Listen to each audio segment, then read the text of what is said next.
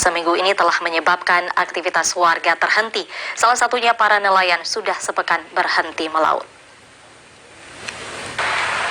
Tidak melautnya para nelayan di Kabupaten Aceh Jaya disebabkan angin kencang dan gelombang tinggi saat ini mencapai 4 meter yang terjadi di wilayah itu. Akibatnya banyak kapal nelayan yang memilih beristirahat sembari menunggu cuaca kembali normal. Hal itu seperti pantauan TVRI di Teluk Lok Gerigai, Kecamatan Setiabakti, Aceh Jaya. Para nelayan di wilayah itu lebih memilih tidak melaut untuk menghindari hal yang tidak diinginkan. Untuk menghindari kebosanan, sejumlah nelayan lebih memilih memperbaiki alat tangkap dan sebagian lainnya memperbaiki perahunya sembari bisa melaut kembali. Salah satu nelayan setempat, Sarbini, mengatakan dirinya sudah 4 hari tidak melaut akibat cuaca buruk. Saat ini dirinya hanya pasrah dan tidak bisa berbuat apa-apa karena kegiatan lainnya tidak ada.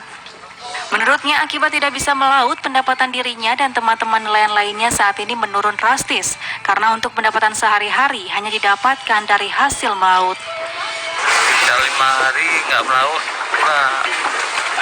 sampai aja Pak, tunggu aja cuaca agak bagus, baru kita keluar. Nggak ada, kita cukup-cukupin aja. Harapan kami biar cepat itu Pak, cepat cuaca bagus bisa pergi melaut terus Pak.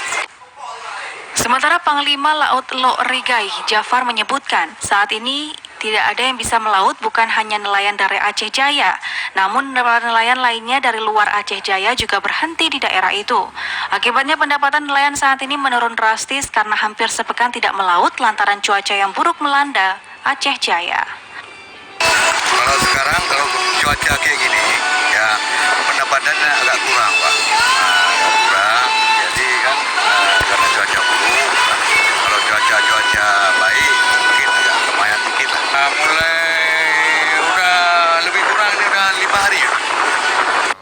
Ia pun berharap cuaca ekstrim dan gelombang tinggi yang saat ini sedang terjadi di daerah itu segera berlalu, sehingga nelayan bisa kembali melaut sebagaimana biasanya. Dari Aceh Jaya, Musliadi, TVRI melaporkan.